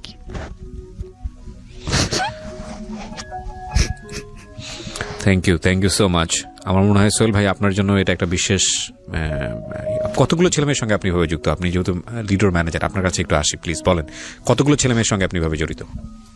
পিস হোমে আছে এখন পর্যন্ত 52 জন বাচ্চা। ওরা হচ্ছে বিভিন্ন বয়সের, একেবারে 2 বছর থেকে শুরু করে আপনার 16-17 বছর, মানে 16 বছর পর্যন্ত আছে বাচ্চা। আচ্ছা, তোরা আছে। তো কতগুলো এরকম কতগুলো আছে? 52 জন বাচ্চা। 52 জন। এই 52 জনের সাথে আপনার ডিল হয় সরাসরি? হ্যাঁ, 52 জন। কি কাজ করতে হয় আপনার ওখানে বেসিক্যালি? এখানে হচ্ছে যে আমি এটা ম্যানেজার হিসেবে আছি, এটা পরিচালনা করতেছি। আর আমার সাথে মাদার আছে 5 জন। হ্যাঁ, তাদের ওই মা একটু ভাগ করে দেওয়া থাকে কজনে মাদার হিসেবে ভাগ করা আছে। আবার যে ওখানে রান্না করে, ওখানে আসলে আমাদের ওরকম ভাগ করা নেই যে আসলে বাইরে যাবে ও ভিতরে থাকবে। দেখা যায় এখানে 5 জন যে মাদার আছে এরাই আপনার হসপিটালে পাঠাচ্ছি, আবার দেখা যাচ্ছে বাইরে কোনো বাচ্চার স্কুলে হলে আমি যাচ্ছি বা মাদারকে পাঠাচ্ছি। আপনি কি লিডো প্রতিষ্ঠাকালীন সদস্য নাকি এখানে জাস্ট জব করছেন? মানে প্রতিষ্ঠাকালের সদস্য না, পরে এসেছি, চলছে। আপনার কি এখানে মানে এটা কি আপনার জব হিসেবে কাউন্ট হয় নাকি আলটিমেটলি জব হিসেবে? ভলান্টিয়ার হিসেবে যারা কাজ করি আসলে জব হিসেবে কেউ কাজ করে না, আবার কাজ করার এরকম অবস্থান নেই, কারণ এটা হচ্ছে আমাদের লিডো হচ্ছে নন প্রফিটেবল, অফকোর্স প্রফিট নেই। আর এখানে হচ্ছে যে ম্যানেজার হিসেবে কাজ করতেছি, ভালো লাগে। শুরুতেই মানে ছোটবেলা থেকে একটা ইচ্ছা ছিল যে আসলে সেবামূলক কাজের সাথে জড়িত হওয়া আর কি, যুক্ত থাকা। সেই জায়গাটাতেই ওই আমাদের ফরহাদ হোসেন সাহেব, উনি হচ্ছেন প্রতিষ্ঠাতা, তো ওনার সাথে যোগাযোগ হলো, পরে উনি সুযোগ করে দিলেন। আর এই পিস হোমটাতে আসি ম্যানেজার হিসেবেই। আর এখানে হ্যাঁ শুরু থেকেই আসি। আর এখানে কিছু ভলান্টিয়ার আছে, তারা বাচ্চাদের টিচিং দিয়ে এসে। ঠিক আছে, আমরা ওই প্রসঙ্গে না একটু পরে আবার যাচ্ছি। ওকে, খুবই মানে দুঃখজনক। আমি একটা জিনিস একটু বলি প্রিয় শ্রোতা, আমি আসলে বারবার ইন্টারাপ্ট করছি এবং প্রয়োজনেই, কারণ আজকের স্টোরিটা একটু অন্যরকম। এই এক একটা বাচ্চার পেছনে এক একটা ইতিহাস লুকিয়ে আছে এবং সেই ইতিহাসের মধ্যে সিমিলারিটি আছে। সেটা হচ্ছে অর্থনৈতিকভাবে এরা প্রচন্ড রকম দরিদ্র পরিবারে জন্মগ্রহণ করেছে এবং একটা বাচ্চাকে লালন পালন করার জন্য পরিবারে যে ধরনের এনভায়রনমেন্ট থাকার প্রয়োজন ছিল সেটার বিন্দুমাত্র ছিল না এদের ক্ষেত্রে, এবং এরা রাস্তা বেছে নিয়েছে। প্রিয় শ্রোতা, লাগতো না, এবং সেই জায়গা থেকে আসলে বেসিক্যালি উনি এদের কল্যাণে কাজ করেন এবং উনি আহমদ সবার সাথে কাজ করতেন, সফজুল্লাহ পাঠশালায় একসাথে পড়াইতেন। আহমদ সভা মানে ওই যে আমাদের সাহিত্যিক, সবার সাথে আজিজে পড়াইতেন। তখন আহমদ সভা তো সিনিয়র, উনি যে ভলান্টিয়ার লোনের সাথে সাথে কাজ করতেন। আচ্ছা আচ্ছা। সো এই বিষয়টা উনি অনেক আগে থেকে করে আসছেন। তো লিডো তো প্রতিষ্ঠা হলো 2000 সাল থেকে, বাট এর আগে ওনার এই ধরনের কাজ ছিল। এর পাশাপাশি উনি তখন মরহুম অ্যাডভোকেট রাশিদা আপা ছিলেন, ওনার যে বোন এখন মুর্শিদা আক্তার কান্তা, উনি আমাদের ডিরেক্টর অ্যাডমিনে আছেন। ওনারা তখন জেলখানা থেকে বাচ্চাগুলো উদ্ধার করতেন, অর্থাৎ রাস্তা বাচ্চাগুলো পুলিশ তখন করতো কি নিয়ে জেলে ভরে দিত, শহর সাফাইয়ের একটা প্রক্রিয়ার মধ্য দিয়ে। তো ওনারা ওখান থেকে জেল থেকে বাচ্চাগুলো বের করতেন, জুভেনাইল কোর্টের মাধ্যমে বের করে তখন রাখতেন বিভিন্ন শেল্টারে। সো এই জায়গাগুলো আসলে না, আমরা আসলে যে আমি যে কারণে কাজগুলো করছি সেটা আসলে একটা দায়বদ্ধতা কাজ করে। মানে আমরা উন্নত হচ্ছে, রাস্তাঘাট ভালো হচ্ছে, রাস্তার পাশে মানুষগুলো যে পড়ে থাকতে রাস্তাঘাটের সব চিত্রগুলো খুব ভালো দেখা যায়। কথা বলেছেন। সো আমরা এটা দেখেন, আমরা মনে করি সদরঘাটে এরকম অনেক বাচ্চা যারা, হ্যাঁ এখন বলবো না যে হ্যাঁ ক্রাইমেস, হ্যাঁ একসময় ছিল পাচার প্রচন্ড বেড়ে গিয়েছিল, আমরা এরকম অনেক পাচারের বাচ্চা উদ্ধার করেছি এক সময়। তো কিন্তু আলটিমেট কি, এই বাচ্চাগুলো সকালবেলা একবার খাবার পাচ্ছে, বিকালবেলা খাবার পাচ্ছে না, ড্যান্ডি খাচ্ছে, কে ঘুম দিচ্ছে, ঘুম দিয়ে উঠছে। এখানে যে বাচ্চাগুলো আছে এরা তো আপনার ওয়ার্ল্ড কাপের সূত্রে আছে, বাট এদের থেকে আরো মানে হরিবল স্টোরি আমাদের হোমে আছে। এমন বাচ্চা উদ্ধার করেছে যে বাচ্চাকে কুকুর টানতেছিল, মানে ওকে কুকুর খাচ্ছিল, ওর শরীরে কুকুরের দাগ, মানে ও এমন বাচ্চা ময়লা স্তূপে পড়ে আছে, ওখান থেকে আমরা উদ্ধার করে ওখান থেকে নিয়ে আসছি। এমন আমরা আসলে বেসিক্যালি কাজ করছি এই কারণে যে আমরা মনে করতাম একসময়, কিন্তু এটা ট্রেন্ড ছিল এনজিওগুলোর মধ্যে 10 টাকায় খাবার দেওয়া, 20 টাকায় খাবার দেওয়া, 5 টাকায় খাবার দেওয়া। কিন্তু প্রশ্ন হলো এই 5 টাকা ওরা কামাই করবে কোত্থেকে? এই 5 টাকা সম্মানজনক কাজ কোথায় আছে, বা ও কোত্থেকে টাকাটা জোগাড় করবে? আমরা চিন্তা করলাম যে উদ্ধার ছাড়া উপায় নাই। দেন উদ্ধার করে আমরা যেটা করলাম, আমাদের সামর্থ্য তখন এই হোম ছিল না, আমরা করলাম কি একটা মানে কমিটি করলাম, মানে একটা সংগঠনগুলোর একটা করলাম, লিয়াজও করলাম যে আপনার সাপোর্ট আপনি হেলথ দেন, আপনি ফুড দেন, আপনি শেল্টার দেন, আমরা উদ্ধার করি। অনেকে বলতো যে বাচ্চা না, আমি বললাম বাচ্চা কত লাগবে আপনি বলেন, বাচ্চা আমি উদ্ধার করে দিচ্ছি আপনাদেরকে। এই সূত্রে কিন্তু এই যে SOS শিশুপল্লী প্লাস আসানি মিশন, ওদেরকে আমরা অনেক বাচ্চা দিয়েছি। গভর্নমেন্ট শেল্টার যেটা শেখ রাসেল, অনেক বাচ্চা আমরা পাঠিয়েছি, যে আমরা বাচ্চা দিচ্ছি, আমি উদ্ধার করে আপনারা খালি রাখেন। আমাদের তো সামর্থ্য তো বেশি নেই, যতটুকু আছে আমরা 50 বাচ্চা রাখতে পারছি, মানে এরকম তো হাজার, প্রায় এখনো তো লাখের কথা বলে, যদিও সঠিক জরিপটা এভাবে এখনো পাওয়া যায় না কত জরিপ, কারণ ফ্লোটিং থাকে অল টাইম। সো এইরকম অনেকগুলো বাচ্চা কিন্তু এখানে ওদের বাজে অবস্থা থাকে। সো রাস্তার জীবন মানে আসলে আমরা যারা দেখি, হয়তো আমরা যেটা একবার করেছিলাম দেখার জন্য, রাত্রে অফিস করতাম, মানে অফিস বলতাম রাত্রে টিমে কাজ করতাম, মানে 7টা থেকে থাকবো রাস্তায়, কমলাপুর থাকবো, একেবারে ওদের সাথে ঘুমানো, ওদের সাথে থাকা এবং ওদের রিয়েল স্টোরিটা দেখা, আসলে ওরা এক্স্যাক্টলি কি করে এবং ওদের কাজ করার জন্য আমরা আসলে কোন জায়গা, কারণ কি ওরা বললো না যে গিয়ে বললে কিন্তু আসে না। একটা বাচ্চার পেছনে আমাদের সময় 6 মাস কাজ করতে হয়েছে নিয়ে আসার জন্য, মোটিভেশন দেওয়ার জন্য। মিথ্যা বলে, তারপরে আপনার অনেক, ওদের সবচেয়ে বড় ট্রাস্ট করে না কাউকে বিশ্বাস করার জায়গা। মা যখন মারে, মামা যখন রেপ করে, এরকম ঘটনা ঘটে, তখন আসলে কাকে বিশ্বাস করবে? এমত অবস্থা আসলে আমাদের তখন করে কি, আমাদের স্কুল আছে একটা মোবাইল স্কুল, খেলনা পুরো একটা গাড়ির মতো, তো যে সম্পূর্ণ খেলনা, ফুটবল ক্লাসে ফুটবল খেলবো, এই খেলার মাধ্যমে আমরা করি। মজার ব্যাপার হলো আমরা গত বছর এই বাচ্চাদের দিয়ে বাচ্চা উদ্ধার করেছি, ওরা উদ্ধার করে নিয়ে আসছে অনেক বাচ্চাকে। রিসেন্ট ঈদেও আমরা হচ্ছে যে বাচ্চা রেস্কিউ করেছি। মানে ওরা যে 4-5 জন আছে, ওরা তো আসলে ওদের লাইফের সাথে পরিচিত, খুব বেশি পরিচিত। তো ওরা কিভাবে বাচ্চাদের সাথে কথা বলতে হবে, ওরা তো এখন একটা পর্যায়ে আছে। তো যেই বাচ্চারা রাস্তায় এখনো আছে, কষ্টে আছে, তাদেরও তো এই জায়গায় নিয়ে আসা দরকার। তো আমাদের চিন্তা হচ্ছে যে আমরা ওদের পাঠিয়েছিলাম, যে ওদের মধ্যে সেই একটা ব্যাপার আছে, স্পিড আছে, যে ওরা একসময় কষ্ট ছিল, এখন মোটামুটি ভালো আছে, ওরা আরেকটা বাচ্চাকে যে বোঝাতে পারবে, মোটিভেশন খুব তাড়াতাড়ি দিতে পারবে। তো পাঠিয়েছিলাম, ওরা সফল হয়ে বাচ্চা ওখান থেকে উদ্ধার করে নিয়ে আসছে। এবং গত ঈদে আমরা ওদের দিয়ে গরুর গোশত বিতরণ করেছি, কাপড় দিয়েছি। মানে গত 1 বছর আগে হয়তো ওরা নিজেরা লাইনে দাঁড়াচ্ছিল, আমরা ওদেরকে চাচ্ছিলাম এবার এম্পাওয়ার করতে। ত্রাণ দিতে গেছে সিরাজগঞ্জে, ওদেরকে আমরা নিয়ে গেছি, ওরা নিজেদের ত্রাণ দিয়েছে। সো আমার চাচ্ছি যে এটা করার জন্য যেন ওরা নিজেরাই আসলে, কারণ ওদের আসলে স্পেসটা কেউ দিচ্ছে না, যে স্পেস দেবে, স্বীকৃতি বিষয়টা, শিক্ষা খাবার অনেকে হয়তো দেয় অনেকভাবে, অনেকে শিখে, বাট ওকে একটা স্বীকৃতি দেওয়া, বা যে হ্যাঁ তুমি তোমার জায়গায় তুমি ঠিক আছো, বাট এই বিষয়টা মানে যে দয়া না বা ঘৃণা না, বাট আমি ওই জায়গাটা দেওয়া, এই জায়গাটা আসলে দেয় না, আমার চাচ্ছি ওটা দেওয়ার জন্য। এবং এখানে যেটা হয়েছে, আমরা যেটা করি ওরা জানে, আমি বললাম যেটা ওদের বাড়ি, হোম বলি, ওরা নিজেদের বাড়ি নিজেরা ঝাড়ু দেয়, পরিষ্কার করে, কখনো কখনো রং করা হলে ওরা নিজেরাই বলে, নিজেরাই রং করে, নিজেরাই রং টঙা নিজেরা রং করে। এবং মানে একবার আপনি এক সময় গেলে হয়তো বুঝবেন বা দেখবেন যে আমরা এটা চাচ্ছি যে এরকম করার জন্য, কারণ এরকম বাচ্চাদেরকে ধরে রাখা অনেক টাফ, পালিয়ে যায় অনেক বাচ্চা। একটা কাজ করতে পারেন কিনা, যে আপনি আমাকে যাওয়ার কথা বললেন, আমাদের সাধারণ ছেলে মেয়ে যারা আছে, ওদের বয়সী, স্কুলে পড়ে, আমি ইদানিং দেখলাম কিছুদিন আগে আমাদের খুব শ্রদ্ধেয় বিজ্ঞজন শাইখ সিরাজ, কৃষি কাজ করেন তিনি, নতুন একটা কাজ হাতে নিয়েছেন, নতুন হয়তো আমি নতুন চোখে পড়েছে, স্কুলের বাচ্চাদের নিয়ে উনি মাঠে যান, ক্ষেত খামারে যায়, এবং যেসব বাচ্চাদেরকে নেয় যাদের ক্ষেত খামারে যাওয়ার কোনো সম্ভাবনাই নাই, হ্যাঁ, খুব মানে ইংলিশ মিডিয়াম স্কুলে পড়ছে, হয়তো জীবনে কোনোদিন যাওয়ার সুযোগ হতো না, ওদেরকে নিয়ে গিয়ে চাষবাস করায়, এবং ভেরি ইন্টারেস্টিং, আলু বুনছে এবং আলু যখন তুলছে, এই 2টা সিজন, খুব আমার কাছে মনে হচ্ছে দুর্দান্ত একটা কনসেপ্ট। তো আপনারা এই যে একেবারে আমাদের এই যে সোসাইটিতে বড় হচ্ছে, সব সুবিধা প্রাপ্ত ছেলে মেয়ে যারা আছে, এদেরকে কখনো এদের সাথে কমিউনিকেট করার জন্য নিয়ে যাওয়া? আমরা যেটা করছি কি, আমরা এই যে রিসেন্ট একটা পিঠে উৎসব করেছিলাম, আমরা চেয়েছিলাম যে ওখানে অনেকে মানে আসুক এই জায়গাটায়, এবং অনেকে চেষ্টা করে আসে। এবং কদিন আগে আপনার অনেক মা, হাই সোসাইটির মারাও আসছেন, যে আমি বললাম কেন আসছেন, বলে মেয়েটাকে দেখাইতে জীবনটা এরকম, দেখাইতে অনেকে নিয়ে আসেন। বাট আমরা আসলে হয় কি, আসলে ছোট সংগঠন এবং এতগুলো বাচ্চার দায়বদ্ধতা, কারণ 50টা বাচ্চা থাকতেছে, পড়তেছে, খাচ্ছে, যাচ্ছে, এটা একটা বিশাল ব্যয়বহুল জায়গা থাকে। সো এমন অবস্থা আসলে অন্য অনেক বিষয় চিন্তা ভাবনা করতে আসলে সহজ হয় না। সবাই মিলে যদি মানে এগিয়ে আসে তাইলে এটা সম্ভব। একটা বিষয় হলো কি, এদের স্কুলে ভর্তি যখন করে, জিনিস নিয়ে স্কুলে পড়ে, এটা আরো চ্যালেঞ্জিং বিষয়। ইংলিশ মিডিয়ামে এই বাচ্চাগুলো পড়বে, ওদেরকে মেনে নিবে ওরা, মানে এই জায়গাটা একটা এখনো কিন্তু বড় দেয়াল আমরা কিন্তু ফেস করতেছি। যে আমরা পাঠাচ্ছি ইংলিশ মিডিয়ামে, কমিটিকে হয়তো মোটিভেশন করে 10,000 টাকার বেতন আমরা হয়তো অল্প টাকা করেছি, কিন্তু বাচ্চাগুলো তো মানতে হবে, মানে ওর পাশে বসা, ওর হাই, ওর হ্যালো, এই যে সামাজিক যে বন্ডিং গুলো, আমরা কিন্তু ওখানে ইংলিশ মিডিয়ামে ভর্তি করছি এই কারণে যে খুব লাক্সারিয়াস চিন্তা করছে না, আমরা চাচ্ছিলাম যে এক্সপেরিমেন্ট করতে, দেখি কতটুকু যায়। এই শিক্ষাটা আসলে পরিবার থেকে আসা উচিত। মানে আমি যদি আমার সন্তানকে শেখাতে পারি যে তুমি যেভাবে বড় হচ্ছ তুমি লাখ, এবং তুমি লাকিলি হয়তো এই পরিবারে এসছো বলে তুমি এই সুবিধাগুলো পাচ্ছ, তোমার জন্মটাও ওখানে হতে পারতো, তুমি এরকম ভিকটিম হতে পারতা।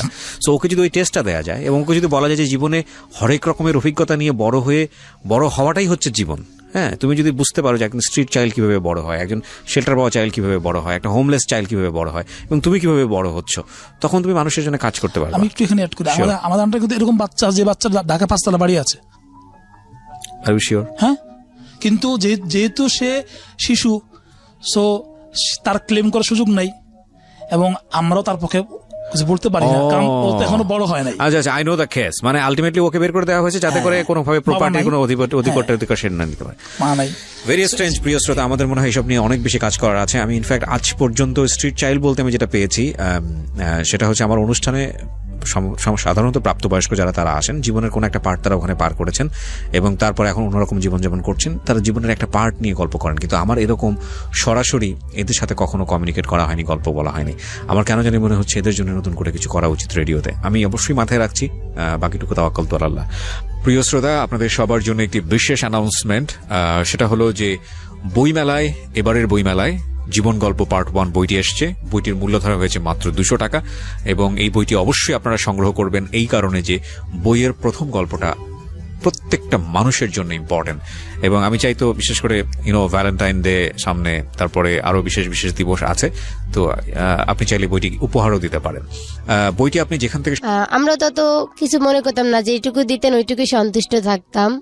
আর আমাদের ফ্যামিলিটা অনেকটা হ্যাপি ছিল, অভাবী হোক বাট সবাই অনেক একসাথে আনন্দে বসবাস করতাম। বাবা হঠাৎ অসুস্থ হয়ে যান, তো উনি নিজে যখন আর কাজ করতে পারেন না, অসুস্থ, তখন কিভাবে পড়াশোনা করাবেন, তো পড়াশোনা অফ করে দেন। আমরা ঢাকায় ছিলাম, বাবা মা ভাই বোন, আমরা ফ্যামিলিটা সবাই একসাথে ঢাকাতেই থাকতাম। পরে যখন বাবা অসুস্থ হয়ে যায়, পরে তো আর কাজ করতে পারে না, ঢাকায় থাকবো কিভাবে, পরে আমরা আমাদের গ্রামে চলে যাই। গ্রামে গিয়ে ওইখানেই একটা স্কুলে ভর্তি করে দেন, ওইখানে পড়ি, পড়াশোনা করি। মাই মূলত আমাদেরকে পড়াশোনা করান, খরচ যতটুকু দেওয়ার দেন। বাট আমার আরো একটা ছোট ভাই আছে এবং বড় বোন আছে, 3 জনের তো একসাথে পড়াশোনা করানো প্লাস খাওয়া, ফ্যামিলি চালানো তার মার পক্ষে একা সম্ভব না। তো উনি চাচ্ছিলেন যে ওরা ছোট যে আছে ও পড়াশোনা করুক, বাট আমার আপুর বিয়ে হয়ে যায়।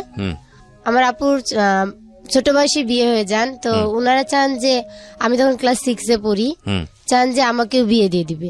বাট আমি যখন ছোট ছিলাম আমার বাবা সবসময় বলতো যে পড়াশোনা করে ডক্টর হবা। আমি ভাবতাম যে না, আমিও ডক্টর হবো, ছোটবেলা থেকেই স্বপ্ন। তো সেভাবে পড়াশোনা করতাম, আর ক্লাসে সবসময় প্রথম নইলে দ্বিতীয় হতাম আর কি। আর আমার অঙ্ক সাবজেক্টটা অনেক ভালো লাগতো, আর টিচাররাও আমাকে অনেক ভালোবাসতো, এই কারণে পড়াশোনার প্রতি আরো বেশি আগ্রহ ছিল। পরে যখন মা বললো যে পড়াশোনা করা দরকার নেই, পড়াশোনা এই পর্যন্তই থাক, বাট আমার ইচ্ছা যে করেই হোক আমি পড়াশোনা করবো। দেন আমার মাকে বললাম যে আমি পড়াশোনা করি, বলে কিভাবে করাবো, একসাথে কয়জনকে করাবো।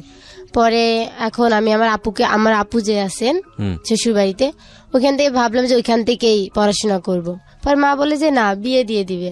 বাট গ্রাম অঞ্চলে এটা আছে যে অল্প বয়সে বিয়ে দিয়ে দেয়, বাল্য বিবাহ, কিন্তু আমি কখনোই ওগুলো চিন্তাও করিনি, কারণ আমার সবসময় মাথায় থাকতো যে আমি ডক্টর হব, যে করে হোক ডক্টর হতেই হবে। আমার আপুর বাসায় গেলাম যে ওইখান থেকে পড়াশোনা করব। পরে আপুর বাসাতে পড়াশোনা প্রায় 1 বছর পড়াশোনা করি, বাট ওইখানে পড়াশোনা করতে অনেক ঝামেলা হয়, কারণ আমার আপুও তেমন সচ্ছল পরিবারে বিয়ে হয়নি। তো ওইখানে পড়াশোনা করতাম, কিন্তু তার স্বামী এবং তার শাশুড়ি যে ছিলেন তারা তো সহজে অন্যর মেয়েকে আবার ওইখান থেকে পড়াশোনা করাবে না, বা টাকা পয়সা যতটুকু লাগে সাপোর্ট কখনোই দিতে চায় না, বাট দিবেও না। একটা ফ্যামিলি থেকে যখন দিতে চায় না, ফ্যামিলি থেকে যখন বাইরে চলে আসতে হয়, তখন আমার বোনের শ্বশুর বাড়ির ফ্যামিলি কিভাবে আমাকে সাপোর্ট করবে। তারা আমাকে পড়াশোনা করাচ্ছিল বা করতাম। আমি যে প্রাইভেট পড়তাম বা ওইখানে পড়াশোনা করতাম, আমার রেজাল্ট ভালো ছিল জন্য বা ক্লাসে ফার্স্ট ছিলাম জন্য টিচাররা বলতো যে তোমাকে দিতে হবে না, তোমারটা ফ্রি, তুমি পড়বা, কিন্তু তুমি ভালো রেজাল্ট করো। তো সবসময় আমি ভালো স্টুডেন্ট ছিলাম। ক্লাসে আসলে স্যার আগে বলতো সুমি কি আসছে, আমি বললাম জি স্যার।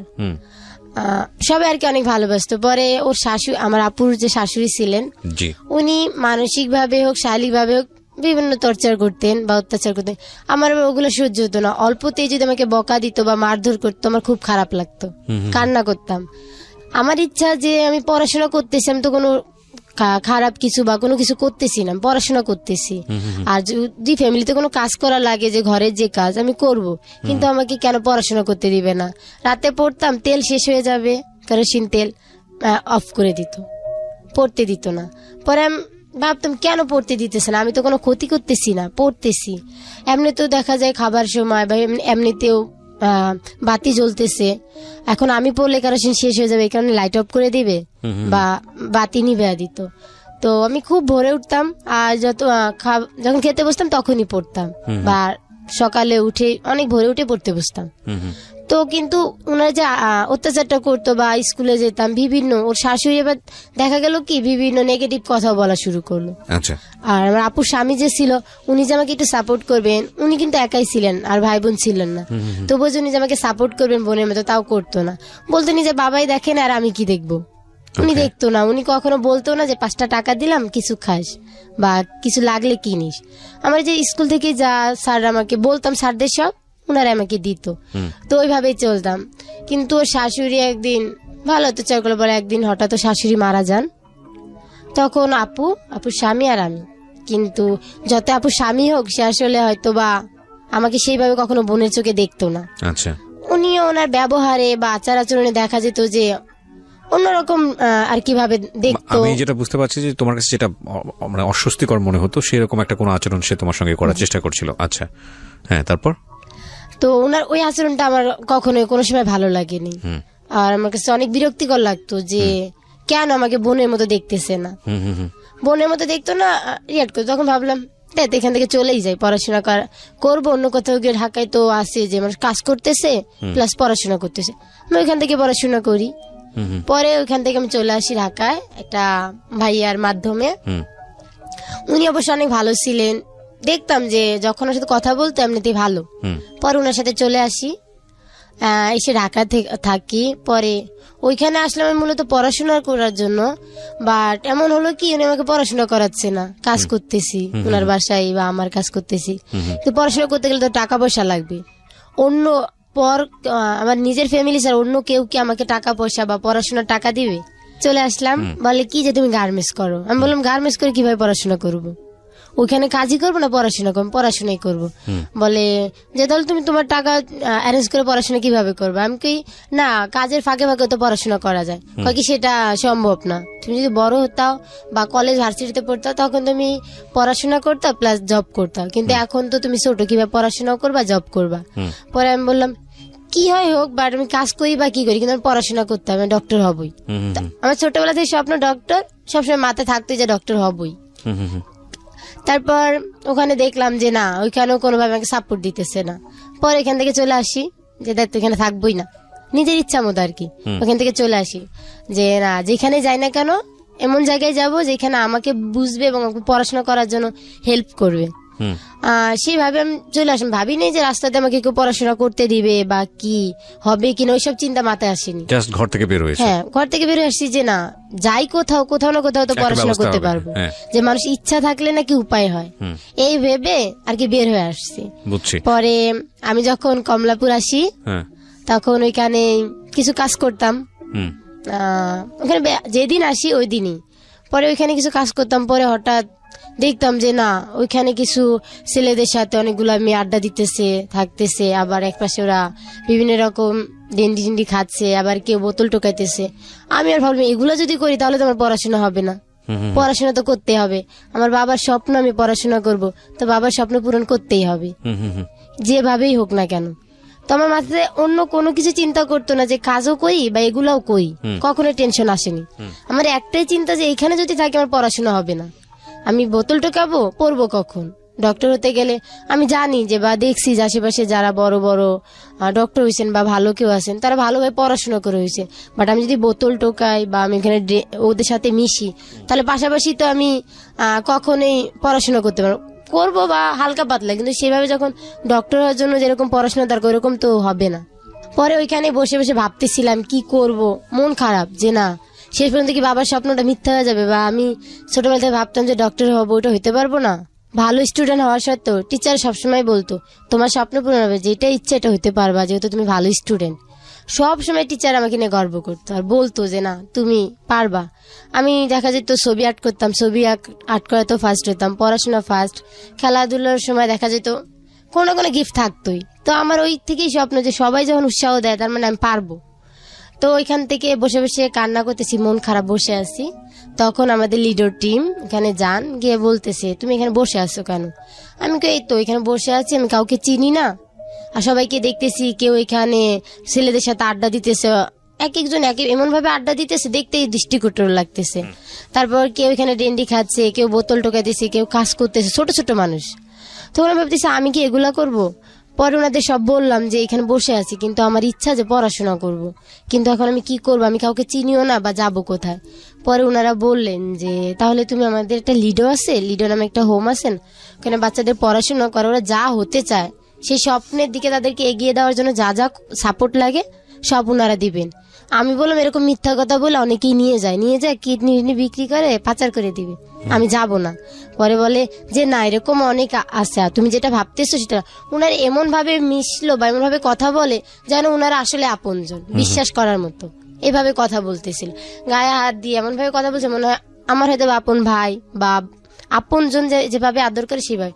তখন কি আমাদের বিশ্বাস হলো যে না, ওনারা এরকম হতে পারে না, যাই। পরে ওনাদের মাধ্যমে আমাদের যে ফরাদ ভাইয়া, উনার মাধ্যমে আমি হোমে আসি, আমি টোটালি হোমে আসি ডাইরেক্ট। পরে ফরাদ ভাইয়া বাবার মতো। কোথায় এখন এটা, কোথায় ঢাকা কোথায়? মোহাম্মদপুর বসিলা। আচ্ছা, ওকে। ব্রিজের ওই পারে আর কি আমাদের একটা শেল্টার হোম আছে, লিডো পিসম, ওইখানে আমরা 52 জন শিশু থাকি।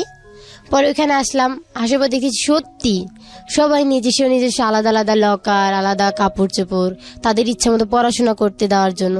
কাউকে কখনো বাধা দিতেছে না, পড়ো না, সবসময় উৎসাহ দিতেছে পড়াশোনা করো। তখন ভাবলাম যে না, আমার বিশ্বাসটা ঠিক ছিল, আসলে তারা ভালো। পরে ওইখানে আসলাম, আসার পর আমাকে Firozabad sir student cadet school and college ওইখানে ভর্তি করে দিলেন 8-এ। পরে ওইখানে পড়লাম, পর এখানে ভালো রেজাল্ট। আমি একটু ইন্টারাপ্ট করছি, যখন আপনারা স্কুলে ভর্তি করেন তখন অভিভাবকের নামের জায়গায় কি করেন আপনারা? যে বাচ্চাটা তার বাবা মার নাম বলতে পারে সেই বাবা মার নামেই ভর্তি করে দেওয়া হয়। আচ্ছা, আর যারা বলতে পারে না? যারা বলতে পারে না তারা প্রথম দিকে অজ্ঞাত, আসলে বিশেষ করে যারা স্পেশাল বাচ্চা আছে, আমাদের বিভিন্ন থানা থেকে বাচ্চা রেস্কিউ করা, থানা থেকে আমাদের বাচ্চা দিয়ে দিছে। এইসব বাচ্চা আছে যাদের নাম, কোনো বাচ্চার নাম বলতে পারে না, তারপরে যে সেই বাচ্চাটা অজ্ঞাত, নামও নেই, সেই বাচ্চাটা অনেক সময় আমরা নাম একটা দেখা যাচ্ছে দিয়ে দিই, বাবার নাম মায়ের নাম, বাবার নাম মার নাম অনেক এখন পর্যন্ত কিছু বাচ্চারা অজ্ঞাত অবস্থায় আছে, ওভাবেই মেনশন করা হয়। স্কুল ভর্তি করতে সমস্যা করে না? ভর্তি করতে ওখানে অজ্ঞাত অবস্থায় আছে। পরে ফিরোজাবাদ স্যার স্কুল অ্যান্ড কলেজে ভর্তি করে দেন 8-এ। তখন এখানে ভালো রেজাল্ট হয়, 4.95 জিপিএ ছিল। তো ওইখানে ভালো রেজাল্ট করার পর না জিএসসি ওকে, মানে ক্লাস 8-এ। হ্যাঁ, ওইখানে ভালো রেজাল্ট হওয়ার পর বললাম যে ভালো স্কুলে পড়বো। পরে ওই স্কুলটা মূলত অনেক ভালো ছিল, আর আমাকে সাপোর্ট দিত, কোনো বেতন নিত না। একটা যারা রেডিও শুনছেন, একটু বিশেষ করে ক্লাস 8-এর ছেলে মেয়ে অনেকেই হয়তো আছে, আমি আমার নিজের শৈশব থেকেই বলতে পারি, একটা যেটা হচ্ছে বাবা মারা সবসময় কানের কাছে বলে বাবা পড়ো পড়ো পড়ো পড়ো পড়ো পড়ো। আমরা পড়তাম না, যারা পরিবারে বড় হই, পড়া ভালো লাগতো না। ইভেন অনেক ছেলে মেয়ে যারা আছেন রেডিও শুনছে তাদেরও হয়তো বা একই রকম কাহিনী, কিন্তু এদের ক্ষেত্রে দেখছেন এরা একটু পড়ার জন্য বাড়ি ছেড়ে দিচ্ছে, একটু শুধু মানে কোন রকম খেয়ে পড়ে বেঁচে শুধু লেখাপড়াটুকু করতে চাই। মানে এদেরকে শুনলে অন্তত নিজেরা কতটুকু ভালো আছি, কতটা সুবিধা প্রাপ্ত, এই জায়গাটাতে আমাদের অনেক বেশি মানে কি বলা যেত শুকরগুজার করার একটা ব্যাপার আছে। ঠিক আছে, আমি বুঝতে পেরেছি। তো এখন তুমি কিসে পড়ছো? আমি ইন্টার ফার্স্ট ইয়ার সায়েন্স গ্রুপে পড়তেছি। তুমি ডাক্তারই হবা ইনশাআল্লাহ? চেষ্টা আছে, দোয়া করবেন যেন হতে পারি। আর এখানে যে ফরাদ ভাইয়া, কান্তা আপু, ওনারা যে বাবা মার মতো যে সাপোর্টটা দিচ্ছেন। এসএসসি রেজাল্ট কি ছিল? গ্রেড ছিলেন। কোনটা? 4 পয়েন্ট ছিল। ওকে, আমি দোয়া করি তুমি ডাক্তার হও। তখন অনেক অসুস্থ ছিলাম, গলার ইনফেকশনের কারণে গলার ভিতরে আর কি হয়ে গেছে, কোনো খাবার খেতে পারতাম না, নাক দিয়ে সব বের হয়ে যেত, এরকম অসুস্থ ছিলাম। পরীক্ষা দিয়েছো? হ্যাঁ, পরীক্ষার সময় তো হসপিটালে ছিলাম। দেন তবুও ভাবলাম যে একটা বছর গ্যাপ যাবে, পরীক্ষা দিই। আচ্ছা, তারপর পরীক্ষা দিছি, যার কারণে ঠিক আছে, ব্যাপার না। তুমি তোমার জন্য দোয়া করি আমরা, তুমি ডাক্তার হও এবং তুমি ডাক্তার হয়ে আর যারা পথশিশু আছে তাদের জন্য কাজ করো। আপনারা দোয়া করবেন যাতে কেউ যাতে পথে না থাকে, আমরা যাতে তাদেরকে হেল্প করতে পারি। নিশ্চয়ই। লাস্টের যে জন, হ্যাঁ, অনেকক্ষণ ধরে চুপ করে বেচারি বসে আছে এবং মনোযোগ দিয়ে আমাদের কথা শুনতেছে। ওকে, তোমার নামটা একটু বলো তো ভাই। আমার নাম মোহাম্মদ রাসেল। কি কাহিনী? এদের মতো তোমার কাহিনী তো নিশ্চয়ই আলাদা, প্রত্যেকের কাহিনী আলাদা। কি হয়েছে বলো তো? আমি যখন ছোট ছিলাম, আমার জন্মের আগে আমার বাবা মারা যায়। আমি আমার মামা মামির কাছে থাকতাম। আমার মাকে আমি দেখিনি, মা কোথায় ছিল তা জানি না, কিন্তু মামা মামির কাছে থাকতাম। ওখানে পড়ালেখা করতাম না, মামা মামিদের কাছে থেকে বাসায় কাজ করতে বলতো, এবং একটু পর পর আমাকে অনেক অত্যাচার করতো, মারধর করতো। এখন এরকম আমি অনেকবার সহ্য করছি। পর আস্তে আস্তে যখন একটু বড় হই, তখন মামা মামিরা আরো অত্যাচার করা শুরু করে। পরে দিয়ে যদি ওনাদের কোনো কাজ যদি না করি তাহলে অনেক মারধর করে। সে না পরে দিয়ে একদিন অনেক মারধর করার শেষে আমি বাসা থেকে পালিয়ে আসি। পালিয়ে যখন আমাদের ওদিকে এই রেল স্টেশন আছে ওদিকে, ওখানে যাওয়ার পরে দিয়ে ভাবছিলাম এখানে থাকবো নাকি কোথায় থাকবো। পরে দিয়ে দেখি ট্রেন আসছে, ট্রেন আসার পরে ওই ট্রেনে উঠে পড়ি। ওই ট্রেন একেবারে আমাকে ওই কমলাপুর রেল স্টেশন আছে, ওখানে আমি 5 মাস যাবত থাকি। ওখানে থেকে আমি বিভিন্ন সময় কুলির কাজ করছিলাম, কুলির কাজ করতাম। যখন কুলির কাজ পাইতাম না তখন দিয়ে এই বিভিন্ন বোতল করে খেতে হতো, বোতল কুড়াইতাম। পরে দেয়া বোতল যখন পেতাম না তখন মানুষের কাছে হাত জোর করে যেতে হতো। অনেক সময় যাদের কাছে বারবার চাইতাম তারা আবার আমাদেরকে মারধর করতো। মারধর করার এরকম 5 মাস যাবত আমি রেল স্টেশন থাকি। ওখানে থাকার পরে একদিন এই লিডার একটা টিম যায় রেস্কিউ করতে আমাদের। পরে আমাকে ওখান থেকে নিয়ে আসে, ওনারা আমাকে বলে যে তুমি এখানে কতদিন যাবত আছো? আমি বলি যে 5 মাস যাবত। তোমার কি এখানে ভালো লাগে নাকি, এখানে থাকতে মন চায়? আমি বলি যে না, আমার এখানে থাকতে মন চায় না, এখানে আমি ঠিক মতো খাইতে পারি না, ঠিক মতো ঘুমাইতে পারি না। রাত্রে যখন ঘুমাইতে যেতাম, প্ল্যাটফর্মে যখন ঘুমাইতে যেতাম, পুলিশরা এসে মারধর করে বের করে দিত, প্ল্যাটফর্ম থেকে বাইরে বের করে দিত। তখন সারা রাত জেগে জেগে থাকতে হতো, এদিক ওদিক ঘুরে ঘুরে থাকতে হতো। এভাবে পরে দিয়ে আমি ওনাদের কাছে বলি, ওনারা আমাকে নিয়ে এই সেতু সেলটায় নিয়ে যায়। সেতু সেলটায় থাকি 2 মাস যাবত থাকি। থাকার পরে দিয়ে ওনারা আমাকে লিডোতে পাঠায়। লিডোতে পাঠানোর পরে এখানে আমি 3 বছর যাবত আছি লিডোতে। এখানে আমি এখন পড়াশোনা করি, এখানে থাকি। এখানে আমি এখন ক্লাস 8-এ পড়ি। ক্লাস 8-এ পড়ো? হ্যাঁ। তো বাড়ি থেকে কোন ক্লাসে থাকা অবস্থায় বের হয়ে এসেছিলে? বাড়িতে পড়াশোনা করতাম না, একদমই পড়াশোনা করতে না। এখানে এসে ভর্তি হও? ক্লাস 1 এসে 5-এ ভর্তি হই। ডাইরেক্ট ক্লাস 5-এ ভর্তি হও? আচ্ছা, বলেন। হ্যাঁ, এক্ষেত্রে হয় কি, আমরা আসলে মানে বয়সটা চিন্তা করি, বয়সের সাথে অনেক হয় না। তো দেখা যায় আমরা আসলে নন ফর্মাল এডুকেশনটা দেই, এবং স্কুলও দেখা যায় অনেক সময় সহায়তা করে যে না 6 মাস করে এগুলো উঠাই দেই, যেগুলো অন্তত মানে এগুলো আসলে করে আমরা আসলে চেষ্টা করছি। কারণ অনেকের সাথে বয়সের সাথে আপনার ওই ক্লাসটা মিল নাই, কারণ এটা কঠিন হয়ে যায় আর কি। আচ্ছা, তো এই বিষয়টা স্কুলে সহায়তা করেন ইয়ের সময়টা। ঠিক আছে, আমি একেবারে এনাদের গল্পের একেবারে শেষের জায়গাতে আছি প্রিয় শ্রোতা। আমরা এখানে ছোট্ট একটা বিরতি নিয়ে আমরা আজকে যে জায়গাটার কারণে আজকে এই 7 জন সুবিধাবঞ্চিত শিশু, ঠিক সুবিধাবঞ্চিত বলা এদের জন্য বোধহয় কঠিন হবে, আমি বরং বলি যে সুবিধাবঞ্চিত শিশুদের রিপ্রেজেন্টেটিভ, কজ এরা এখন রাস্তায় যারা আছে তাদের থেকে অনেক বেশি সুবিধা পাচ্ছে। কিন্তু যেভাবে যেই রিপ্রেজেন্টেশন নিয়ে ওরা ওয়ার্ল্ড কাপে খেলার সুযোগ পেয়েছে, এখনো যেহেতু খেলেনি, আমি জানি না কি হবে, সেটা কিন্তু আসলে স্ট্রিট চাইল্ডের রিপ্রেজেন্টেটিভ হিসেবেই, এবং সিদ্ধান্ত দেওয়া যাবে না। তারপরে উনি আবেদন ফর্মগুলো করে দেন, মানে রিজেক্ট করে দেন। আচ্ছা, হ্যাঁ। তারপর ওইটা নিয়ে যান, পরে আমাকে বলেন যে আপনারা আজকে বিকালবেলা কিংবা অন্যদিন চলে আসেন। ওকে। তারপরে আমরা পরে আবার আসার পরে তার সাথে কথা বলার পরে তিনি আবার এডিজি ম্যামের কাছে করে দেন। তো এনাদের দুজনের কথা বা ম্যাম যাওয়ার পরে উনিও বললেন যে আসলে এই ব্যাপারটা হচ্ছে অনেক ক্রিটিক্যাল ব্যাপার, এটা আসলে এইভাবে পাসপোর্ট দেওয়া যাবে না বা এই ফর্মগুলো জমা নেওয়া যাবে না। আচ্ছা। তো এখন ওনারা বললেন যে আপনারা যান, আপনারা হচ্ছে অনেকগুলো কথা বলা হলো যে কোর্টে যান, কোর্টে যে গার্ডিয়ানশিপ নিতে হবে, তারপর হচ্ছে অথবা বিসিবিতে যান, আইসিসি ওনাদেরকে লিখবে। তো আমরা এরপরে ওনাদের কথা শুনে আমরা ফিরে যাই। আবার ফিরে যেয়ে আইসিসি প্লাস হচ্ছে বিসিবি তাদের লেটার আমাদেরকে দেন, তাদের লেটার সংগ্রহ করে আবার যাই। যাওয়ার পরে পুনরায় তারা আবার বলেন যে এটা আসলে কোর্টে যেতে হবে। ওকে। এখন কোর্টে যাওয়ার পরে যেটা জানা হলো সেটা হচ্ছে যে বাচ্চাদের গার্ডিয়ানশিপ নিতে গেলে, মানে আমাদের এপ্রিলে খেলা শুরু হচ্ছে, 30 তারিখে এপ্রিলে খেলা, 30 তারিখে খেলা শুরু। তো এইভাবে গার্ডিয়ানশিপ নিতে গেলে দেখা যায় যে 1 বছর বা আমাদের তথ্য যেটা আসছে যে তারও বেশি সময় লাগতে পারে। তো সেই জায়গায় বাচ্চারা খেলতে পারবে না। আচ্ছা। পরে আমরা পুনরায় আবার পাসপোর্ট অফিসে আসি, এসে কথা বলি প্রোফাইলগুলো নিয়ে। উনি আবার আরেকজন ডিরেক্টরকে সাহেবের কাছে ফরওয়ার্ড করে দেন, তার কাছে যাই। ওখান থেকে আবার বিভাগীয় অফিসে যিনি ডিরেক্টর আছেন তার কাছে আসি, তার কাছে কথা বলার পরে আবার ওই অধিদপ্তরের ডিরেক্টরের কাছে পাঠান। মানে এই পর্যন্ত দূরদূরিত হচ্ছে সিস্টেম প্রসিডিউর, কিন্তু সফট যেখানে কি একটু হলো আশার আলো দেখতে পাচ্ছেন, ওটা কোনটা? সেটা হচ্ছে তো এইগুলো ওই যে বিসিবি বাংলাদেশ ক্রিকেট বোর্ডের লেটার, আইসিসি লেটার, তারপরে হচ্ছে যে ইনভাইটেশন লেটার, এই সবগুলো নিয়ে যাওয়ার পরে একজন ডিরেক্টর, অধিদপ্তরের একজন ডিরেক্টর পাসপোর্ট এবং ভিসা যিনি ইন্সপেকশন করেন, তার কাছে যাওয়ার পরে উনি বলেন ফরওয়ার্ডিং রেডি করেন। ফরওয়ার্ডিং রেডি করে আপনি ডিরেক্টর সাহেবের কাছে আসেন। আচ্ছা, এখন ডিরেক্টর সাহেবের কাছে আসার পরে উনি আবার এটা না দেখে আবার আমাকে দিয়ে দিলেন ইয়ার কাছে, সাইদুর রহমান সাহেবের কাছে আবার যান। আচ্ছা, মানে এইভাবে ঘুরতেছিলাম আর কি, এখান থেকে এই বিল্ডিং থেকে ওই বিল্ডিং, ওই বিল্ডিং থেকে এই বিল্ডিং।